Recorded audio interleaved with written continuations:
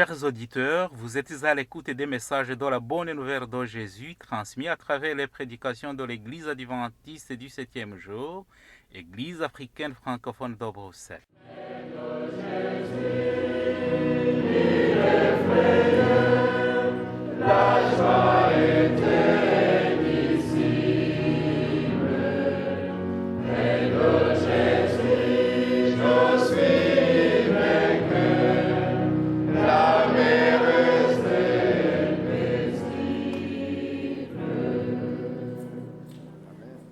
C'est ainsi qu'a commencé la bonne nouvelle de Jésus-Christ, le Fils de Dieu. C'est là ce qui est écrit dans le livre du prophète Ésaïe. J'enverrai mon messager devant toi, il te préparera le chemin. On entend la voix de quelqu'un qui crie dans le désert. Préparez le chemin pour le Seigneur, faites-lui des sentiers droits. Marc chapitre 1, verset 1 à 3. Itangiro ry'ubutumwa bwiza bwa Yesu Kristo, umwana w'Imana. Nk'uko byanditswe n'umuhanuzi Yesaya, ngo nuko ndenda gutuma integuza yanjye mbere yawe, izatunganya inzira yawe. Ijwi ry'urangurira mu butayu, ati nimutunganye inzira z'Uwiteka, mugorore inzira ze. Mariko igice cya mbere, umurongo wa mbere kugeza ku wa gatatu.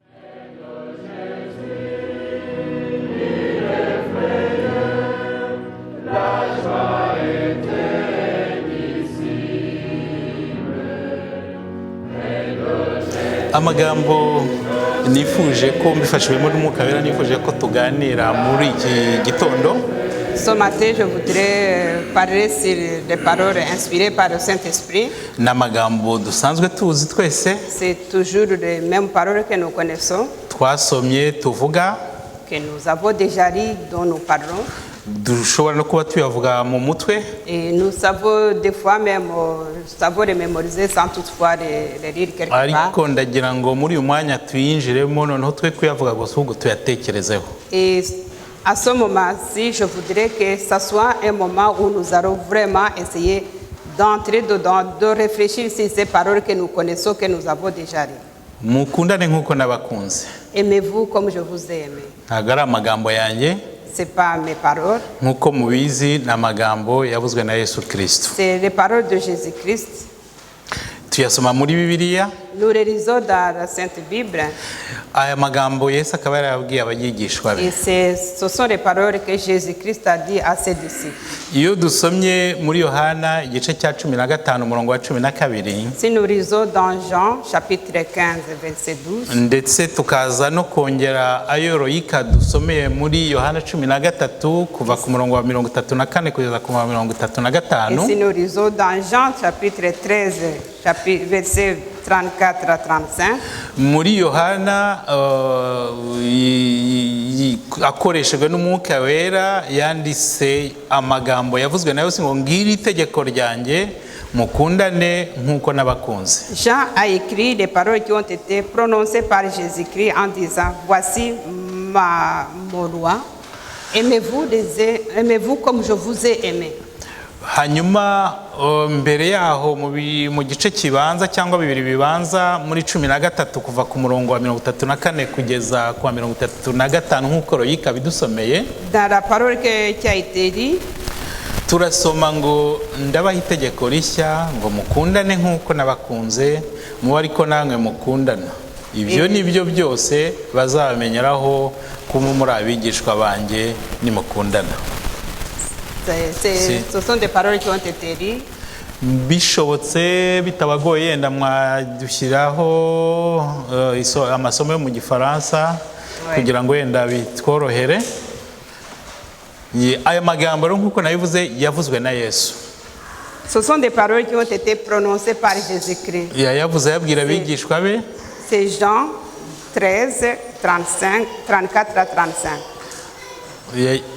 Yayabwiraga abigishwa be. Ce sont les paroles qui ont été adressées à ses disciples.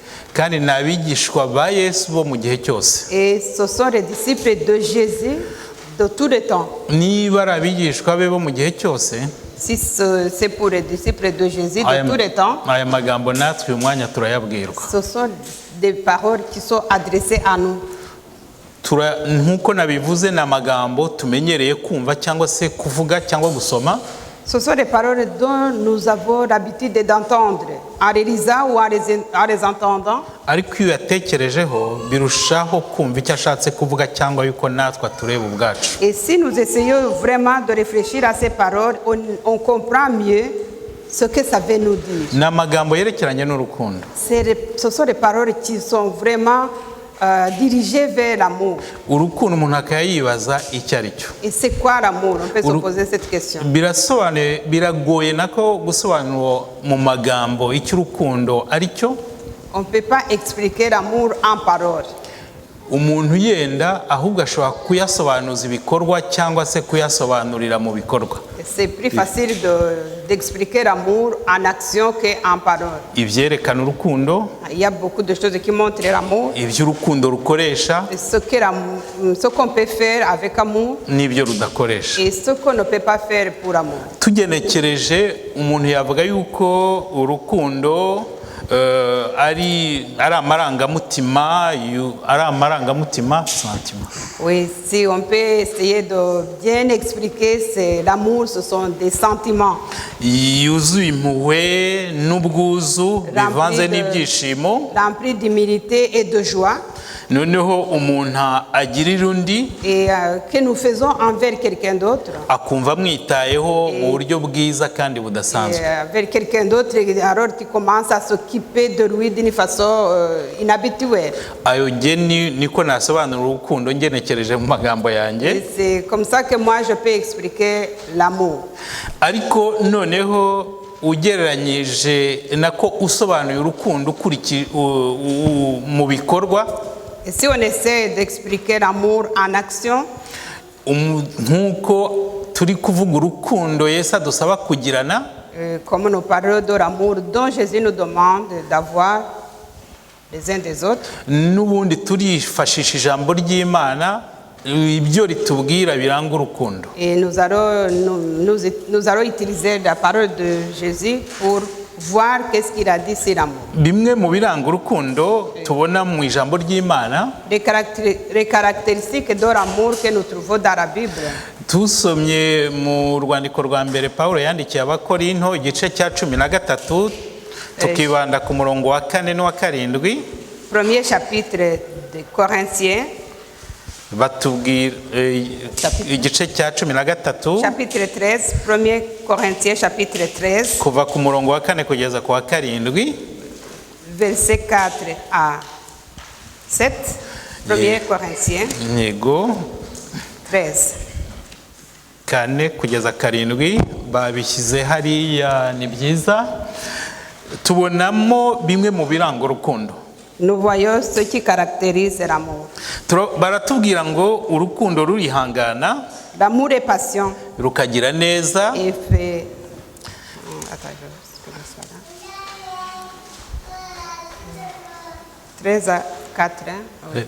elle est pleine de bonté, Elle est pleine de beauté. kandi bakatubwira ko urukundo ntirugira ishyari, L'amour n'est pas orgueilleux, urukundo ntirwirarira, et ne se vante pas ntirwihimbaza, et ne se glorifie pas ntirukora ibiteye isoni, et ne fait pas ce qui est honteux ntirushaka ibyarwo, et ne va pas chercher ce qui réjouit pour se réjouir soi-même, ntiruhutiraho, et ça ne fait pas de brutalité, ntirutekereza ikibi ku bantu, et l'amour ne va pas penser du mal aux autres, ntirwishimira gukiranirwa kw'abandi, et l'amour ne va pas se contenter des malheurs ou des péchés des autres, ahubwo rwishimira ukuri, et l'amour va se contenter de la vérité, rukabarira byose, et l'amour pardonne, rukizera byose, l'amour fait confiance à tout, kandi rukihanganira byose. et l'amour il est patient. Urukundo nibwo tubwirizwa n'Imana, Cet amour-là, c'est l'amour que Dieu nous demande d'avoir. akaba ari narwo ruranga abana Et b'Imana. c'est cet amour qui doit caractériser tous les enfants de Dieu. Nibyo mu nkundo cyangwa se mu buryo dukunda usanga umuntu yavuga ko hari inkundo nyinshi. Dans l'amour, il y a plusieurs façons d'aimer. hari ukwikunda, on peut s'aimer soi-même. hari ugukunda Imana, Et on peut aimer Dieu. hari ugukunda abantu, Et on peut aussi aimer les autres. hari no gukunda ibintu, Et sans oublier aimer le matériel, amafaranga, l'argent, amazu, et des maisons, imodoka, et des belles voitures. imyambaro, Et on peut aimer aussi les vêtements. ibiryo, ibinyobwa. On peut aimer la nourriture, même à boire. Tubona cyangwa se tuzi n'abakunda amatungo. Et il y a beaucoup de personnes qui aiment aussi les animaux. Muri iki gihe noneho hagaragaye n'abakunda cyangwa bagenda biyongera abakunda ibidukikije Et pour ces derniers jours, on aime aussi, on voit les gens qui aiment la nature. n'ibindi. Et autre chose, beaucoup. Iyo dutekereje izi nkundo cyangwa se ubwoko bw'inkundo twese turazigira. Si on réfléchit bien, chacun a un amour qu'il a.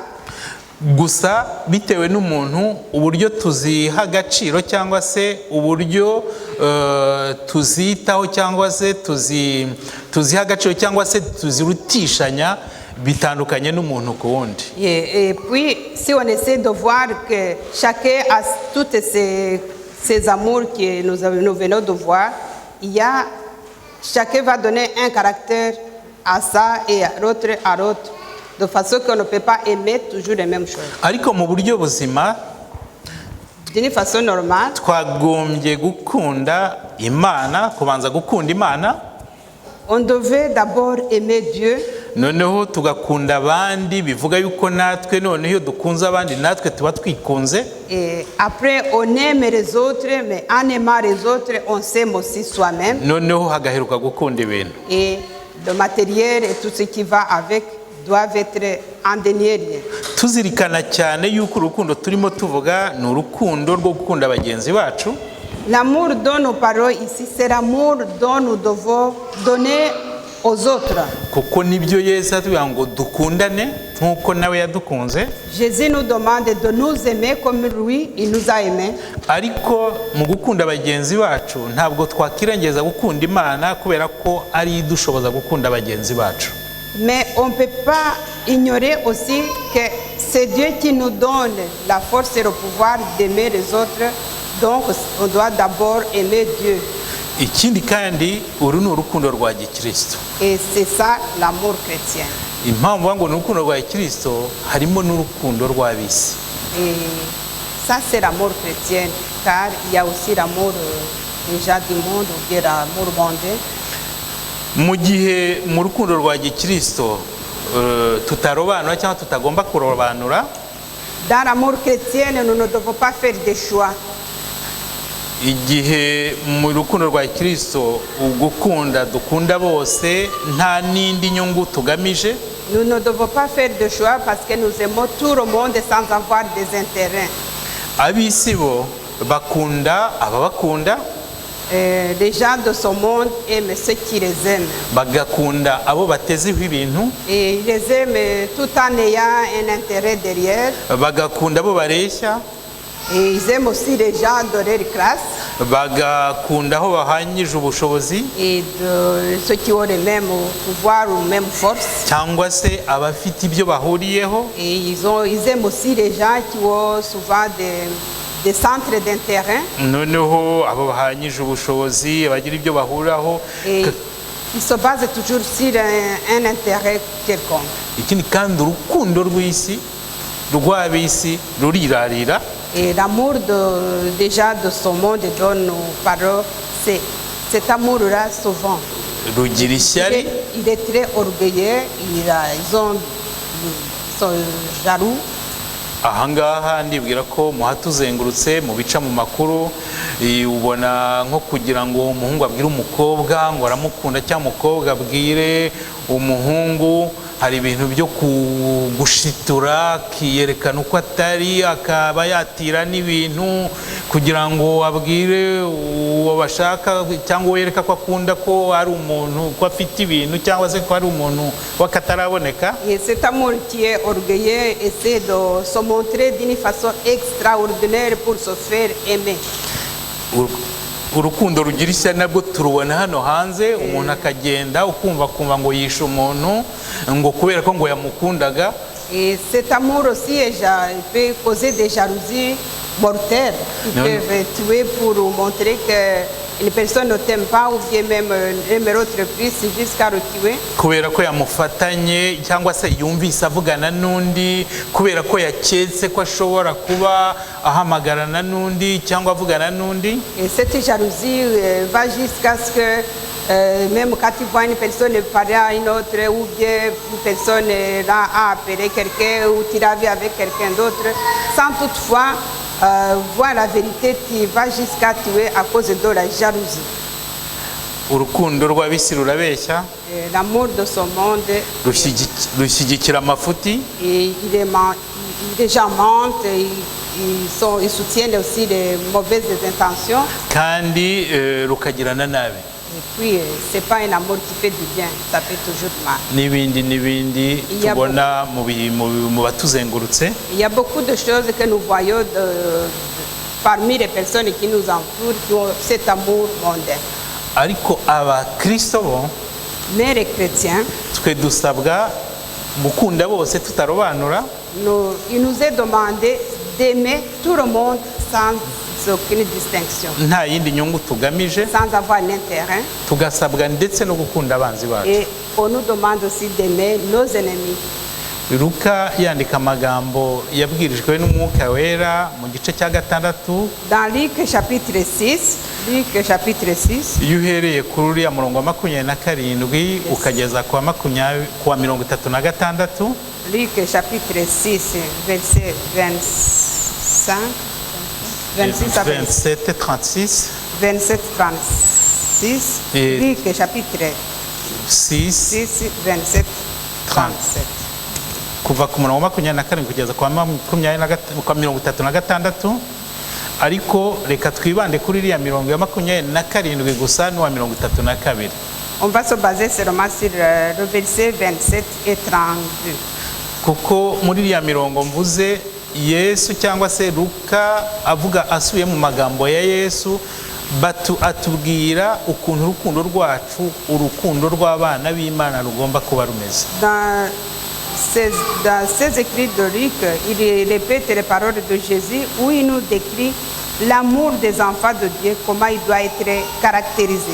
Kuri uriya murongo wa 27 turasoma ngo ariko ndababwira mwebwe abumva, kariya gacambo ngo abumva, mwebwe abumva, kandi abana b'Imana tuba tugomba cyangwa se duhamagariwe kuba abantu bumva.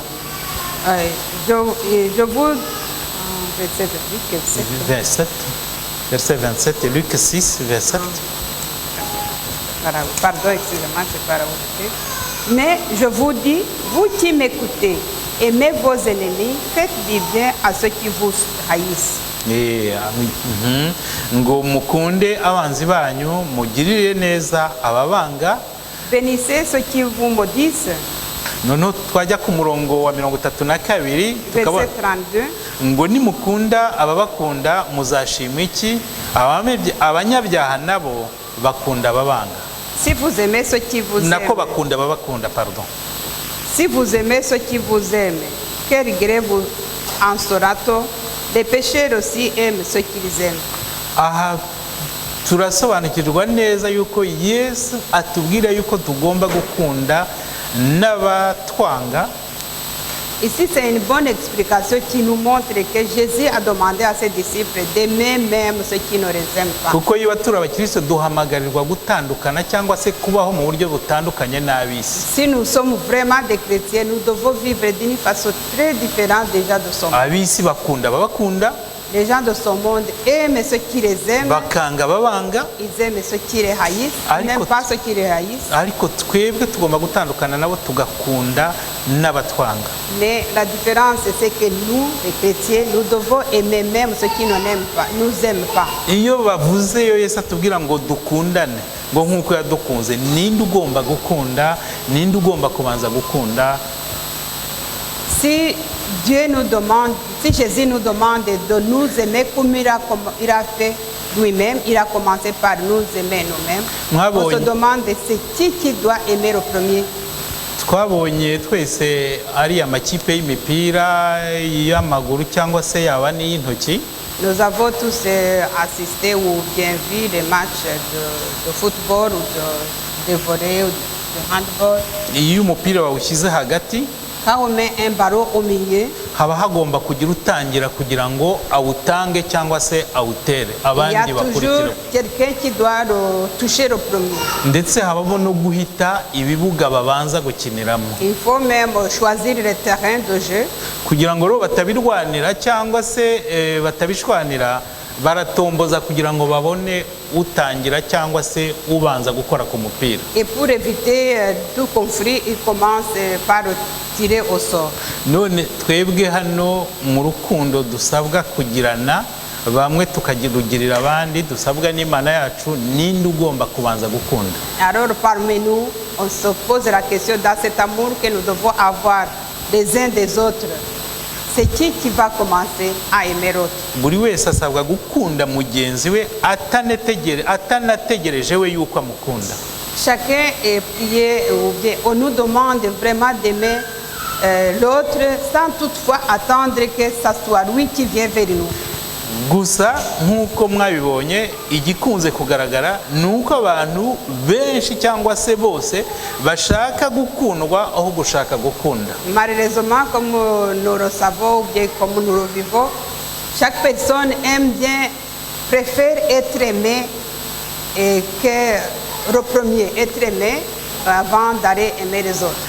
Sinzi yiba mwarabibonye nk'uko nabibonye, ariko n'abantu bangana, n'abantu batagira impuhwe baba bashaka abandi babakunda, baba bashaka abandi babagirira impuhwe. Oui, même si la personne est vraiment la plus méchante ou bien la personne qu'on dit qu'il est vraiment mauvais, cette personne a besoin au moins de personnes qui l'aiment. Nk'abakristo rero iyo tutegereje ko babanza kudukunda, Si nous les chrétiens on commence à vraiment se poser des questions, d'abord on doit d'abord m'aimer.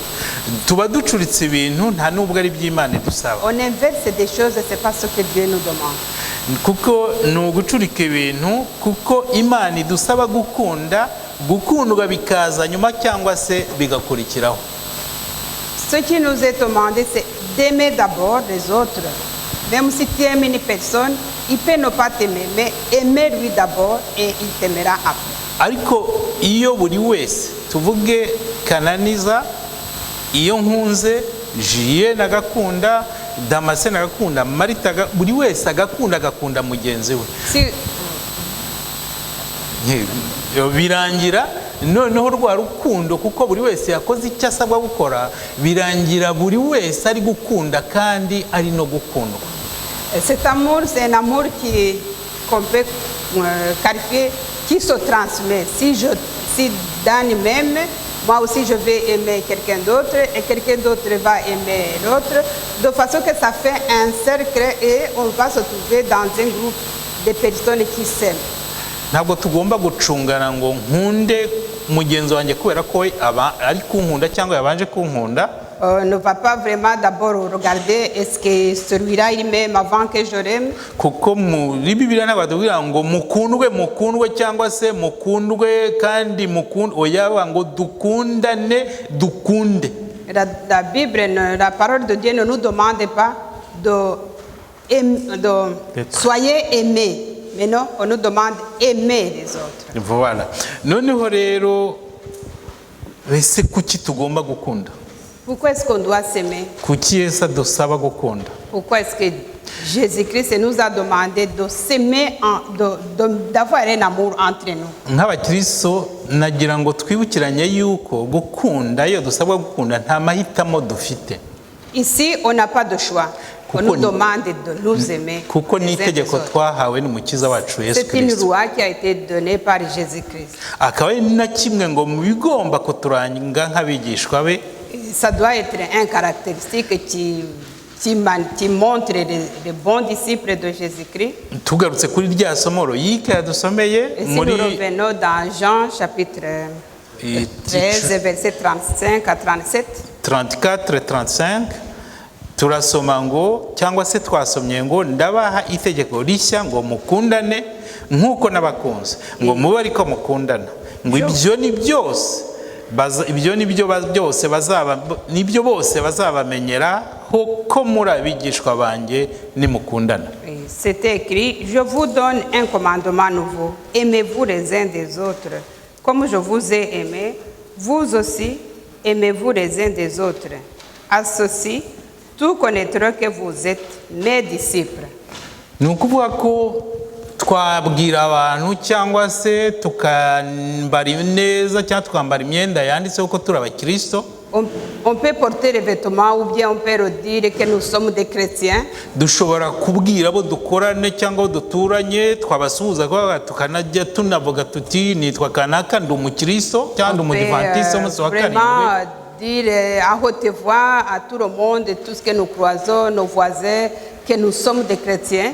Icyo kintu ashobora abo tubibwiye bashobora kutabitindaho. Et les gens qui vont nous écouter, ils vont pas s'attarder, ils vont passer dessus. Ariko igihe tuzabagaragariza urukundo, mais une fois que nous allons manifester l'amour, ndetse tukanabakunda bo batadukunda cyangwa batanatuzi, et que nous allons les aimer même sans toutefois qu'ils le sachent, même qu'ils ne connaissent pas, cyangwa batari babitegereje, mais que nous donnons l'amour qu'ils n'attendaient pas, bazabyibazaho cyane. Ils vont se poser des questions. Bavuga turiya muntu anyitaho ntanamuzi ntaho duhuriye niki kibimutera. Et pourquoi est-ce que cette personne s'occupe de moi? Pourquoi cette personne fait attention à moi? cyane ko azabona umukunda nta kindi umutegerejeho. Et surtout que il va voir que tu as un amour envers cette personne alors que tu n'entends rien, tu n'attends rien de lui. Nibwo azashakisha kandi avumbure yuko ubiterwa n'uko uri umukristo n'uko wakiriye. En essayant d'analyser, et là il va trouver que tu es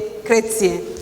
Mfite inshuti twigeze yaje mu bintu bibiri byamumaritse. Un ami. Yaje mu gushyingura umuntu twasenganaga. Un ami qui est venu pour un enterrement d'une personne qui était dans notre groupe de prière.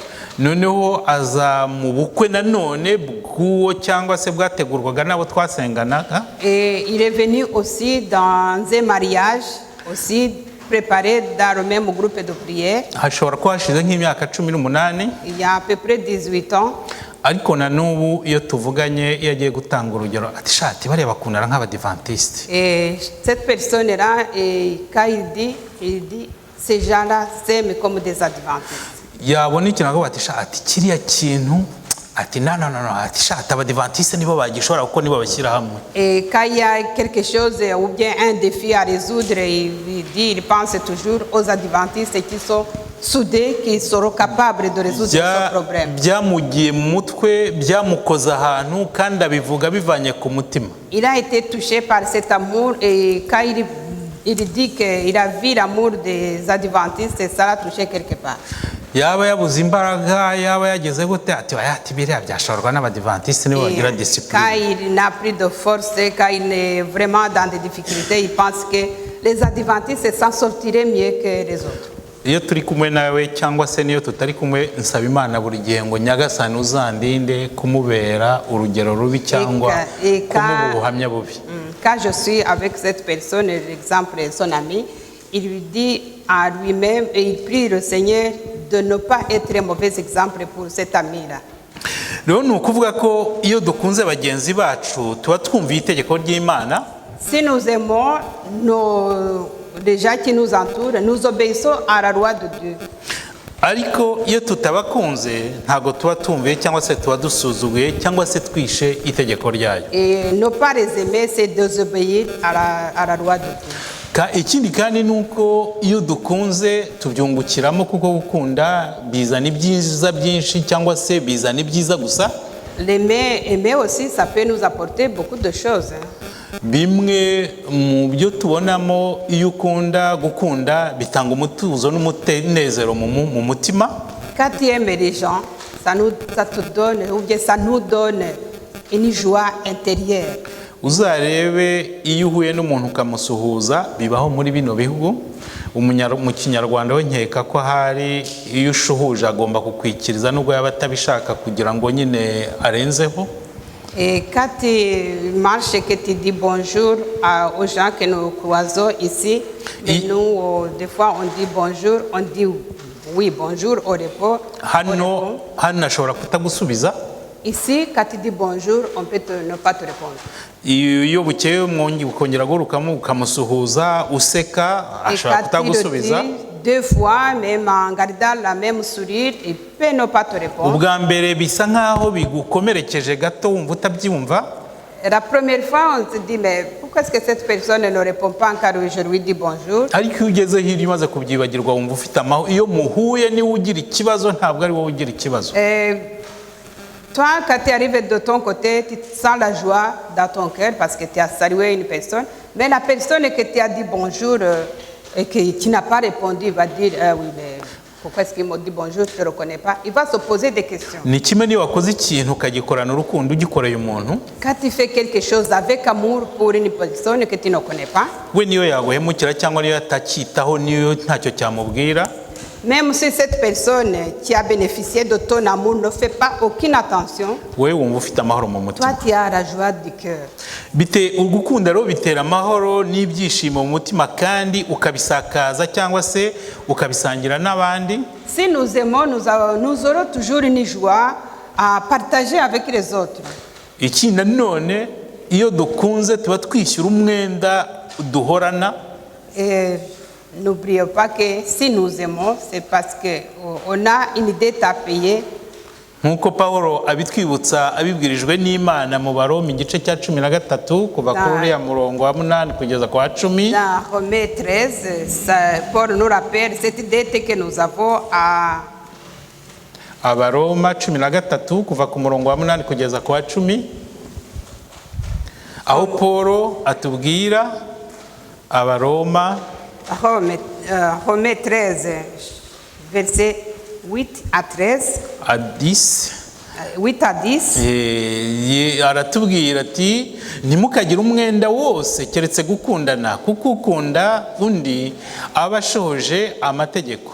Kuko ibi ngo ntugasambane, ntukice, ntukibe, ntukifuze n'ayandi mategeko yose bihurira muri iri jambo ngo ukunde mugenzi wawe nk'uko wikunda. Ufite urukundo ntagirira mugenzi we nabi, nicyo gituma urukundo ari urwo rusohoza amategeko. Ndibwira ko babishyize hariya.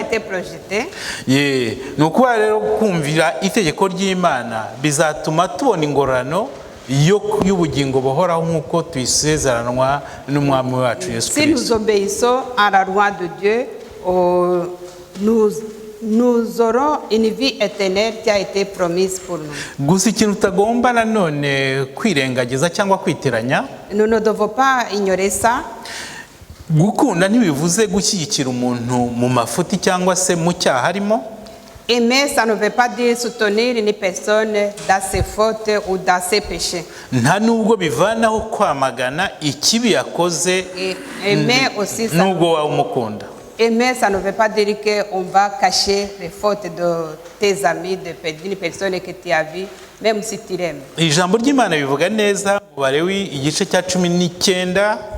Abalewi igice cya 19 kuva ku murongo wa 17 kugeza kwa 18. Lévitique chapitre 19 17 à 18. Abalewi igice cya 19 ku murongo wa 17 n'uwa 18 aho tubona mu ngo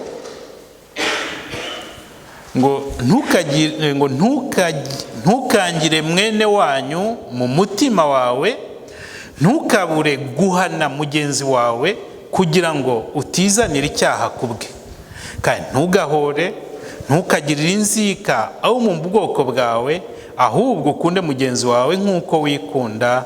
N'Uwiteka uvuga aya magambo. Oui, le verset a été projeté. Tu n'auras point ton frère dans ton cœur et tu auras soin de prendre ton prochain, mais tu ne te chargeras point d'un péché à cause de lui. Tu ne te vengeras point et tu ne garderas point de rancune contre les enfants de ton peuple. Et tu aimeras ton prochain comme toi-même. Je suis l'Éternel.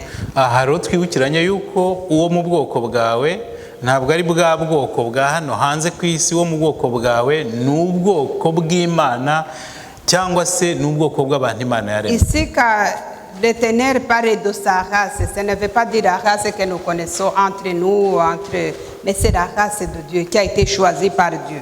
hari igihe tujya ducikwa cyangwa twibeshya tugafata Imana tugasa nkaho tuyikingiranira mu ruziga rwacu twiberamo tukagira ngo ni iyacu twese. Et des fois, on pense que Dieu, on peut regarder que pour nous-mêmes.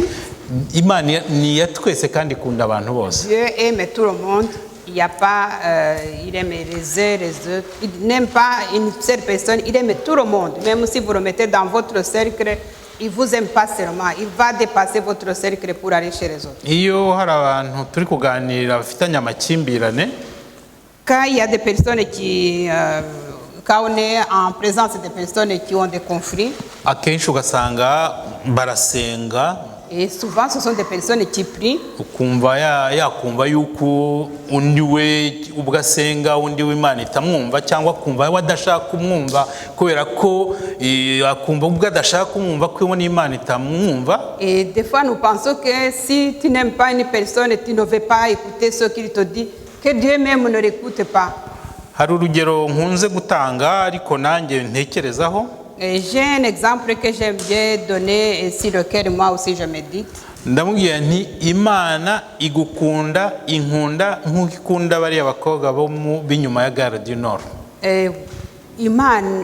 Dieu aime, il m'aime, il t'aime aussi, et il aime aussi les filles qui sont derrière là qui font la prostitution à la Gare du Nord. Nkanawe nti igukunda inkunda kandi idukunda kimwe n'ukunda bariya bicanyi ruharwa tuzi. Dieu aime aussi l'amour qu'il a pour toi et pour moi. Il aime aussi aux grands terroristes, aux grands tueurs que nous avons connus de ce monde. Itandukaniro rikaba uburyo idushima, kuko yibishima yuko nyumvira, ikabigushima kuyubaha, uriyimugaye kuko ayisuzugura atayubaha, ariko urukundo rwayo idukunda kimwe kuko nawe yiteguye kumwakira.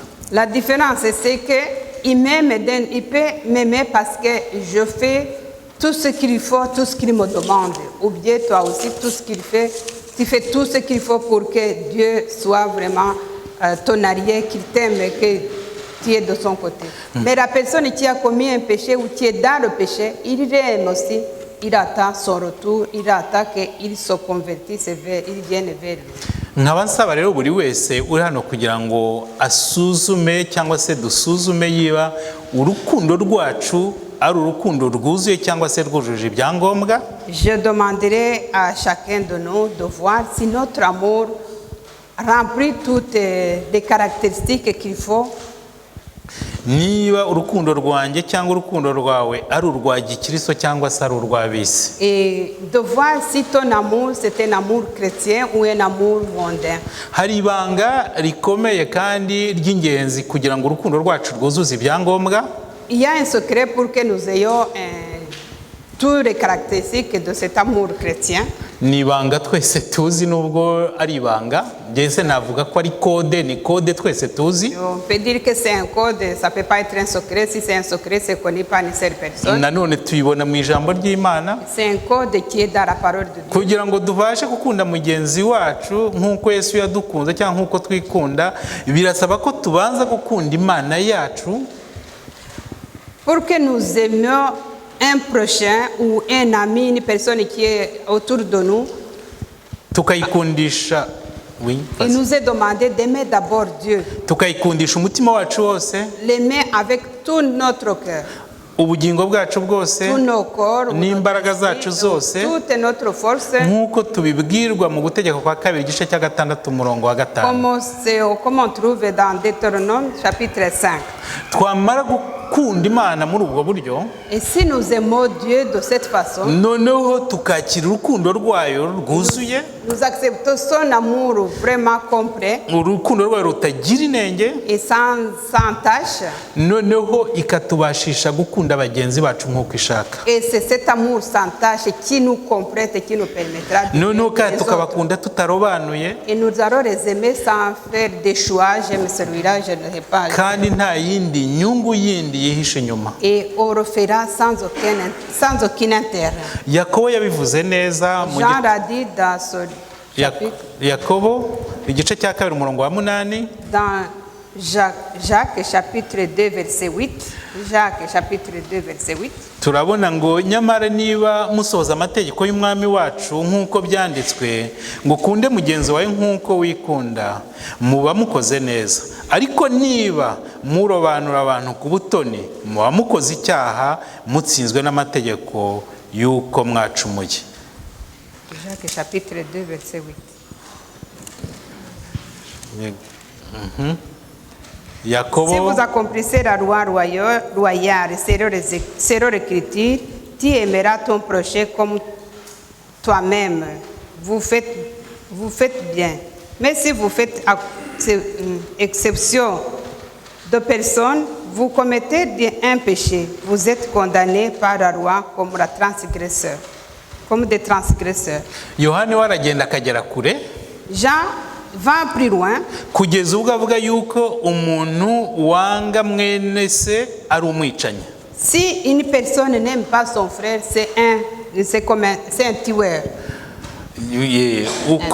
Un meurtrier. C'est un meurtrier. Ukunda mwene se akavuga ko ukunda mwene se yavuye mu rupfu akagera mu bugingo. Celui qui aime son frère, il a quitté la mort, il a reçu une nouvelle vie. Ariko udakunda mwene se aracyari mu rupfu. Et si celui qui n'aime pas son frère est toujours comme enseveli, il est considéré comme quelqu'un qui est mort. Iyo dusomye mu rwandiko rwa mbere rwa Yohana igice cya 3 umurongo wa 15 kugeza wa 16. Si nous lisons dans premier épître de Jean. Igice cya 3 chapitre 3 umurongo wa 15 wa 16.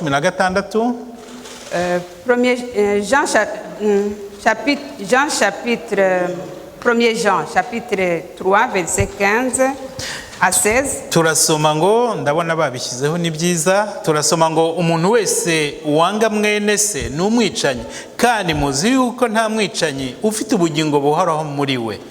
Iki nicyo kitumenyesha urukundo icyo ari cyo, nuko Yesu yatanze ubugingo bwe ku bwacu. Natwe ibidukwiriye nuko twatanga ubugingo bwacu ku bwa bene data. Ahangaha niba tudakundanye, Yohana we n'umwuka wera tuba turi abicanyi. Avuga ko turi abicanyi. Jean nous dit que si nous n'aimons pas, nous sommes des meurtriers. Hano rirabona akavuga ngo tugomba kugira urukundo rwo kuba twakitanga ubugingo bwacu ku bwa bene data nk'uko Yesu yabikoze. Cet amour que Jean nous demande, comme Jésus Jean répète les paroles de Jésus, il nous demande d'avoir cet amour qui va jusqu'à mourir pour quelqu'un d'autre. Ariko umuntu akibaza ese natanga ubugingo bwa mwene data, ndashobora nako natanga ubugingo bwanjye ku bwa mwene data, ntashobora kwitaba telefone cyangwa ndashobora kumuhamagara. Ici alors on peut se poser la question, comment est-ce qu'on peut donner sa vie pour une personne quand il t'appelle, tu ne réponds même pas à son coup de fil. Igihe yenda yibeshya akankorera ikosa, nimero ye ngahita nyihagarika cyangwa se nkumva yampamagara nkumva ntakongera kumwitaba. Et c'est cette personne là qui a fait une faute envers toi ou envers moi. Et quand il a fait une faute, je vais bloquer son numéro, et quand il va m'appeler, il ne va jamais m'atteindre. Et quand il va faire une faute pour moi, je me sens que je ne peux pas le pardonner.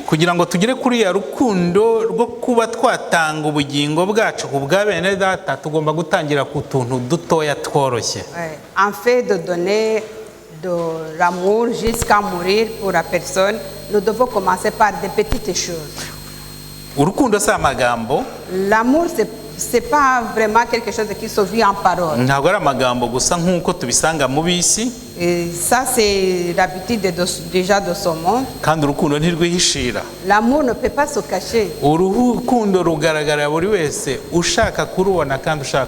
L'amour est toujours visible pour toute personne qui veut le recevoir.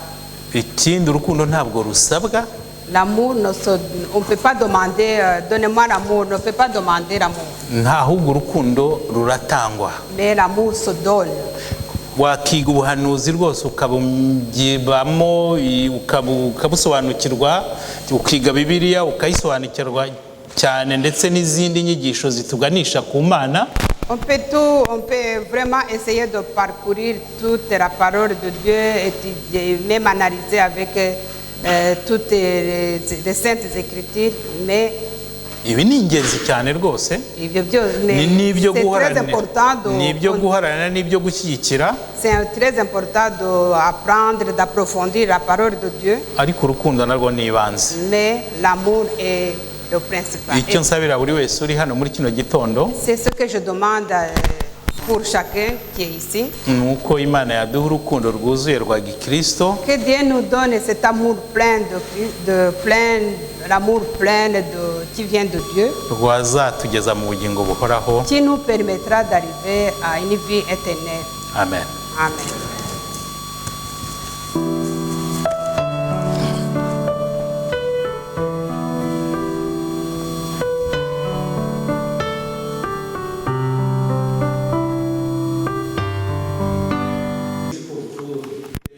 Tes instructions qui nous rappellent que nous devons nous aimer les uns les autres comme tu nous as aimés. Merci de nous rappeler que c'est ce qui montrera aux autres que nous sommes tes disciples. C'est ce qui montrera à ceux qui nous entourent que nous t'avons connu et t'avons accueilli, Seigneur. Donne le courage et la facilité d'avoir cet amour envers nos prochains. Et pour que nous puissions y arriver, Seigneur, donne-nous le courage de t'aimer avec tout notre cœur, toute notre âme et toute notre force. Merci d'avoir été avec nous durant ce service. Tu nous as bénis sans doute, Seigneur, tu as été avec tout le monde ici, du plus jeune au plus âgé. Maintenant, nous implorons ta présence dans notre vie de chaque jour. Et nous voulons qu'au moment où nous allons nous séparer, que tu accompagnes chacun de nous dans nos demeures respectives et que tu nous assistes dans tout ce que nous faisons, dans toutes nos activités de la semaine qui va venir. Seigneur, nous avons besoin de ton aide et nous avons besoin de ton secours.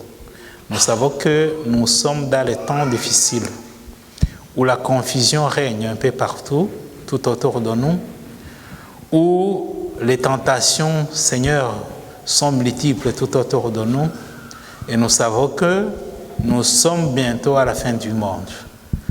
Donne-nous la force de nous accrocher à ta parole, de nous accrocher à toi, de nous accrocher à ton amour immuable, ton amour qui nous attend.